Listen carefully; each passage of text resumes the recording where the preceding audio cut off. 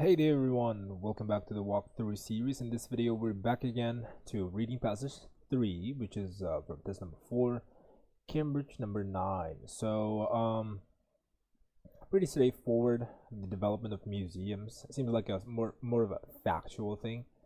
So in terms of questions, we have list of headings, matching headings. We have already paragraph A answered for us, which is number 5, collection of factual evidence. You just want to take that away from us from the list and make it a green color as usual. And then we have some multiple choice questions. In multiple choice, remember that you only read the questions but you do not read the answers because they are very similar. They are located in one particular part of the answer, and they're they play similarity there. So there's only one correct answer. You obviously know that. So yeah, just look at the questions rather than the answers. And then we have final 4 questions we have as true, false, not given. That deals, of course, we have seen true, false, not given. I mean, as you can see, that is the true, false, not given. That means we are dealing with factual texts. All right, agrees, contradicts, and there's no information about this. So all right, so however, the strategy that I particularly use for the reading passages that I get introduced about the questions first of all. So pretty much for this one, it's pretty easy. I would say that because first of all, it is requiring you to deal with multiple. Matching headings, which means you're going to read all the paragraphs from all the way from the E to from as we can see E only. So yeah, that's pretty much what I think. So but however, somehow they didn't mention paragraph F as well. So we have paragraph B, and we have some paragraph C, D, and of course last but not least E. All right, so which means we are solving these questions and then we're going for the multiple choice questions easily. So let's go. However, I will read the paragraph A because I'm truly sure that one of these questions maybe we will encounter in the paragraph A. So I just really want to remember that beforehand. The conviction that historical relics provide infallible testimony by the past is rooted in the 19th century and early 20th century, when science was regarded as objective and altered as chronicles. Public faith in their veracity endures. A tangible relic seems ipso facto real. Such conviction was until recently reflected in museum displays.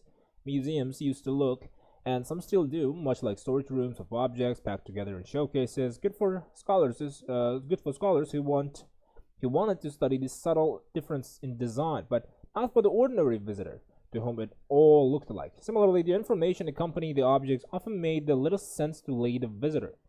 The content and format of explanations dated back to a time when the museum was the exclusive domain of the scientific researcher. So yeah, paragraph A still, it's explaining about the collection of factual evidence. So yeah, okay, let's go with the B now. Recently, however, attitudes towards history and the way it should be presented have altered. So it's talking about the changes. I just remember that you always have to highlight the very first paragraph because most of the oftentimes rather than most, the very first main topic about a paragraph is at the first. So the keyword in heritage display is now experience. The more exciting the better, and if possible involving all these senses. Good examples of this approach. So good examples of this approach in the UK are the Jorvik Center in York, the National Museum of Photography, Film and Television in Bradford, and the Imperial War Museum in London. In the US, the trend emerged much earlier. So Williamsburg has been a prototype for many heritage developments in other parts of the world. No one can predict where the process will end. And on so-called heritage sites, the reenactment of historical events is increasingly popular.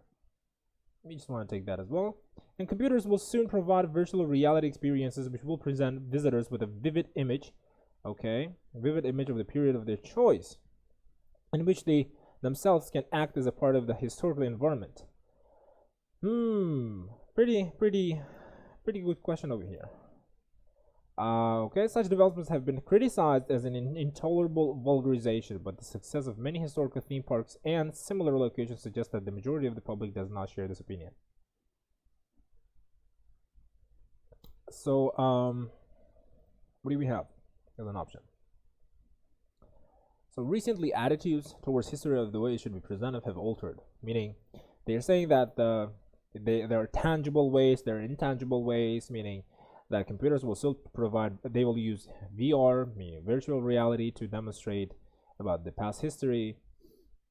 Commercial pressures on people in charge, mixed views on current changes to museums. And that's what I think. Number 2, mixed views on current changes to museums. So that's number 2 for us. We have, there we go. It's pretty simple. Not gonna waste time. All right, so we're gonna get rid of that as well. So let's take that now. We're going for the paragraph C now. In a related development, the sharp distinction between museum and heritage sites on one hand and theme parks on the other is gradually evaporating, meaning they're getting lost. So few differences between public attractions, current views, and suggestions interpreting the facts to meet visitor expectation, the international dimension. They already borrow ideas and concepts from one another. For example, museums have adopted storylines for exhibitions. Sites have accepted theming as a relevant tool, and theme parks are moving towards more authenticity and research-based presentations. In zoos, animals are no longer kept in cages, but in great spaces, either in the open air or in enormous greenhouses, such as the jungle and desert environment in Berger's Zoo in Holland. So this particular trend is regarded as one of the major developments of the presentation of natural history in the 20th century. In a related development, this sharp distinction between museum and heritage sites on the one hand and theme parks on the other is gradually evaporating, is a really good thing there. They already borrow ideas and concepts from one another. Then pretty much he's giving some examples. So what do you have? Gradually, I think that is few differences between public attractions. The current reviews and suggestions, no. Few differences. Few differences would be another way of saying the sharp distinction is gradually evaporating.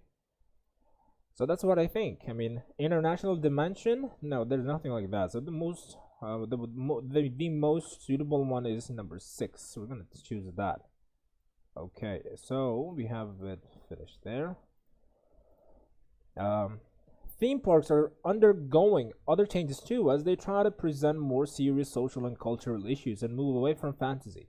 This development is a response to market forces, and although museums and heritage sites have a special, rather distinct role to fulfill, they are also operating in a very competitive environment, where visitors make choices on how and where to spend their free time. Heritage and museum experts do not have to invent stories and recreate historical environments to attract their visitors. Their assets are already in place. However, I just want to highlight this. However, exhibits must be both based on artifacts and facts as we know them, and attractively presented.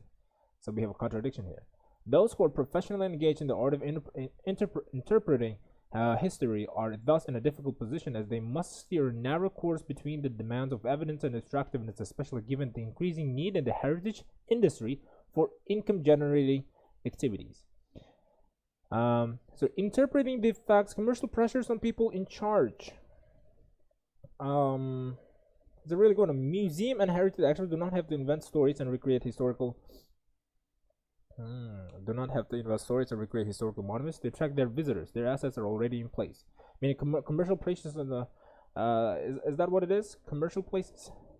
People in charge are those who are professionally engaged in the art of interpreting history. I remember that. So I think that's number 1, but interpreting the facts to meet visitor expectations, there's nothing about that. So although interpreting the facts to meet visitor attractions is also probably where, because it says where visitors make choices on how or where to spend their free time. There's another way, good one, but the whole explanation is about those Those who are professionally engaged in the art of interpreting history are thus in a difficult position, as they must steer a narrow course between the demands of evidence and instructiveness, especially given the increasing need in the heritage industry for income-generating activities. So that's number one. Commercial something over there. Commercial pressures on people in charge. Okay, so we take that, and we're left with paragraph E. It could be claimed that in order to make everything in heritage more real, historical accuracy must be increasingly altered. For example, Pithecanthropus erectus is depicted in an Indonesian museum with malign facial features because this corresponds to public perceptions. Okay, it could be claimed that in order to make everything in heritage more real, historical accuracy must be increasingly altered. Now, this one I think this is interpreting the facts to meet the visitor expectations, because we will find that round. So such presentations tell us more about contemporary contemporary perceptions of the world than about our ancestors. There's one compensation, meaning one replacement. However, for the professionals who make these interpretations, there we go. If they did not provide the interpretation, a visitor would do it for themselves based on their own ideas, misconceptions, and prejudices. And no matter how exciting the result, it would contain a lot more bias than the presentations provided by experts. So there we go. Yeah, paragraph E, number 3. Pretty easy one, I guess, right? So choose that and remove this as well. There we go, guys. We finished matching headings. So we're going for the multiple choice now. Compared with today's museums, so those of the past, compared with those of the past. Okay. Now I remember about that. So because it said museums used to look, and some still do, much like storage rooms of objects packed together in showcases. Good for scholars who wanted to study subtle differences in design, but not for the ordinary visitor to whom it all looked alike. Let me actually choose a different color for this because we're at a different question. I choose yellow. Did not present history in a detailed way. Were not primarily intended for the public. Were more clearly organized. Presented items with greater care. I think were not primarily intended for the public, not for the ordinary visitor, but it was for the but it was the scholars, for those who wanted to study the subtle differences in design. Did not present history in a detailed way. No, there's no mentioning about that. We are removing it. Whoops, not this one, but this one. We're not primarily intended for the public. This is the correct option for us. We're not clearly organized, and there's nothing about that as well. According to the writer, current trends in the heritage industry emphasize personal involvement, have their origins in New York and London, reflect minority tastes, rely on computer images. Alright, so on so-called heritage sites, the reenactment of historical events is increasingly popular, and computers will soon provide virtual reality experiences which will present visitors with a vivid image of the period of their choice. Emphasize personal involvement, have their origins in New York and London, and reflect minority tastes, rely on computer images. I would think that's emphasize personal involvement, right? That's because in which these themselves can act as if part of the historical they're saying historical environment. So yeah, that's pretty much what I think here is the possible answer. In which themselves can act as if part of the historical environment. Emphasize personal involvement, meaning there's going to be an involvement there of themselves. Have their origins in New York? No. Reflect minority taste? No. Rely on computer images? No. Computer will be used to present a vivid image, clear image of the period of their choice. However, they themselves are going to be involved in the historical environment. Alright. So, what do we have more? The writer says that museums, heritage sites, and theme parks. Okay, we know that multiple choice questions are they follow the order, so that's what we're dealing with here, because we first found it here, and then we're dealing with these parts as well, in which I'm going to highlight this as well because this is the answer for number 32, and 33 is coming with the problem in C. Because it says the writer says that museums have museums, heritage sites, and theme parks. Theming because it says in the related development, the sharp distinction between museum and heritage sites on the one hand and theme parks on the other is gradually evaporating. They already borrow ideas and concepts from one another. Right? So this means that museums, heritage sites, and theme parks are less easy to distinguish than before. So the sharp distinction between museum and heritage sites on one hand and theme parks on the other is gradually evaporating. Sharp distinction, gradually evaporating means the difference is getting lost, meaning it's becoming really hard to understand. So the writer says the museum has blah blah blah often work in close partnership, try to preserve separate identities, have similar exhibits.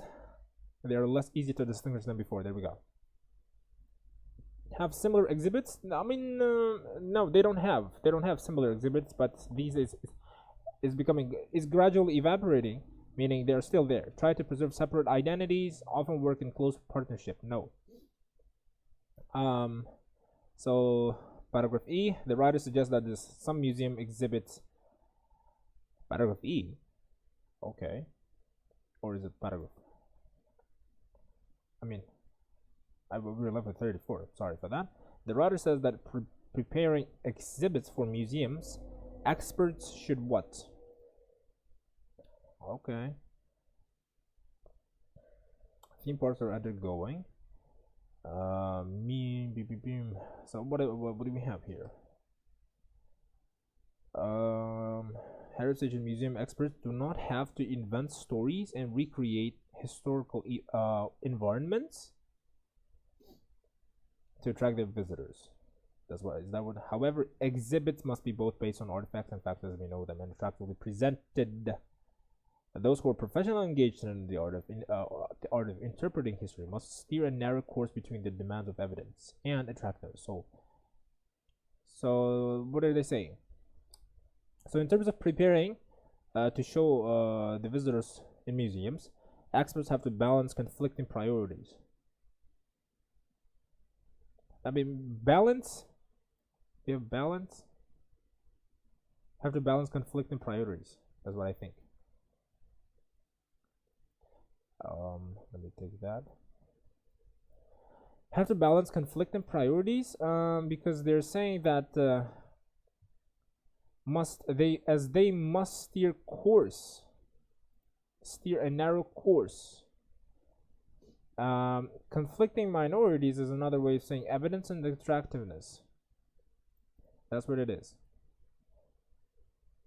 Should pursue a single objective? No. Have to do a certain amount of language translation? Obviously not. There's no mentioning about it. Should be free from commercial constraints.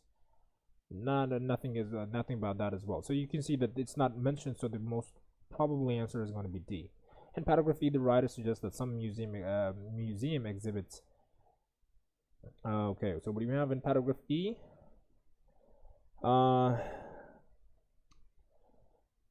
Now that the man is showing a dominant gesture to his wife, such presentations tell us more about contemporary perceptions of the world than about our ancestors. There's one compensation, however, for those professionals who make this interpretations. If they do not provide interpretation, visitors would do it for themselves. Meaning, such presentations tell us more about contemporary perceptions of the world than about our ancestors. So that means. Museums show more about present than about the past, right? We fail to see fail to match visitor expectations are based on the false assumptions of professionals who reveal more about present beliefs than about the past. There we go. Allow visitors to make more use of their imagination. No, there's nothing about that. The past, present beliefs, reveal meaning tell. Okay. The passage ends up by noting that our view of history is biased because hold on, 35. Reveal more about the present belief than about the past because such presentations tell us more about the contemporary, meaning now, like currently at today time, of the world than about our ancestors, meaning about the past. So there we go. The passage ends by noting that our view of history is biased because ends means here human bias is inevitable, but another source of bias in the representation of history has to do with the transitory. I'm not really sure about that pronunciation there. The nature of the materials themselves. The simple fact is that not everything from history survives the historical process. Castles, palaces, and cathedrals have everything from history survives the historical process. So have a longer lifespan than the developments of ordinary people. The same applies to the furnishings and other contents of the premises. In a town like Leiden in Holland, which of the 17th century was occupied by approximately the same number of inhabitants as today, people lived within the walled town, an area more than 5 times smaller than modern Leiden or Leiden. And in most of the houses, several families lived together in circumstances beyond our imagination. Yet, in museums, fine period rooms give only an image of the lifestyle of the upper class of that era. No wonder that people who stroll around exhibitions are filled with the nostalgia. The evidence in museums indicates that life was much more better than in the past. This notion is induced by the bias in its representation in museums and heritage centers. Okay, so museum exhibits focus too much on the local area. Only very durable objects remain from the past. We tend to ignore things that displeases us. I think only very durable objects. So that means the passage explained that we believe that only very durable objects remain from the past, meaning because they said that they fine period blah blah blah, and they said the image of the lifestyle of the upper classes of that area. So durable only durable objects, meaning like the poor people already they're vanished, or in a very informal way of saying they died, they passed away, and however. Therefore, only the durable, meaning upper classes, they lived longer, and which means they were more durable, and therefore we preserve them to showcase in our current museums. Consumers prefer theme parks which avoid serious issues. Theme parks were in paragraph D.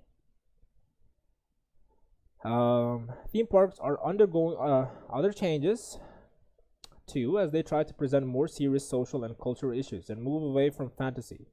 This development is in response to market forces. So, consumers prefer theme parks which avoid serious issues. Consumers prefer theme parks which avoid serious issues. So they try to present more serious social and cultural issues. And more, no, that's a false. That's a completely opposite thing. That's a completely opposite thing. The consumers prefer theme parks which avoid, but theme parks are undergoing other changes too, as they try to present more serious social and cultural issues. I mean, of course, the passages say they try to present more issues, but the question statement is saying they're avoiding. They're not. They love to look at the places there's no serious issues. So yeah, that's false. More people visit museums than theme parks. Is it? More people focus. Do they? Heritage museums do not have invest stories and recreational anymore. The histories to attract the visitors. Their assets are already in place. However, exhibits must be both those who are professional. There's nothing about that. More people visit museums than theme parks. No. I'm quite sure that I'm not gonna waste time, guys, because I'm pretty sure that obviously the theme parks are, as far as for me, they are mentioned in paragraph D. So therefore, theme parks. So in which I'm going to highlight them now. Theme parks. They are obviously only, as far as for me, once again, they're mentioned in paragraph D. But however, it's not talking about anything about the preference of the museums. The boundaries of Leiden have changed little since the 17th century. Where was the Leiden? I believe Leiden in Holland. So what happened in here? In a town like Leiden in Holland, which in the 17th century was occupied by approximately the same number of inhabitants as today, people lived with the walled town and area more than 5 times smaller than the modern Leiden. So the boundaries of Leiden have changed a little since the 17th century. Little has changed. So the same number of inhabitants as today. So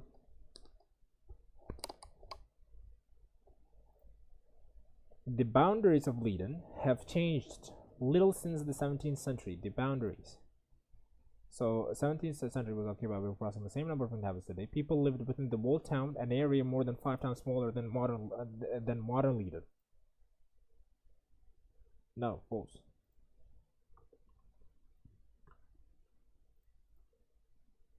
I mean, it did obviously change, but not they have, because it's saying approximately the same number of inhabitants as today. People lived with the walled town, an area more than 5 times smaller than modern Leiden. And lastly, museums can give false impressions of how life used to be, and that's probably true, ladies and gentlemen. I'm 100% sure about that, because let me give you a reason why. In the very last paragraph, it says, where was it?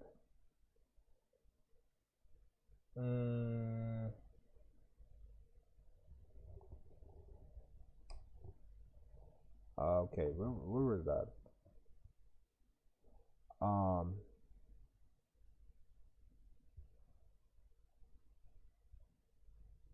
So lifespan of dwellings, people in which 17th century was occupied approximately something, yet defined periods given. So the evidence in museums indicates that life was so much better in the past.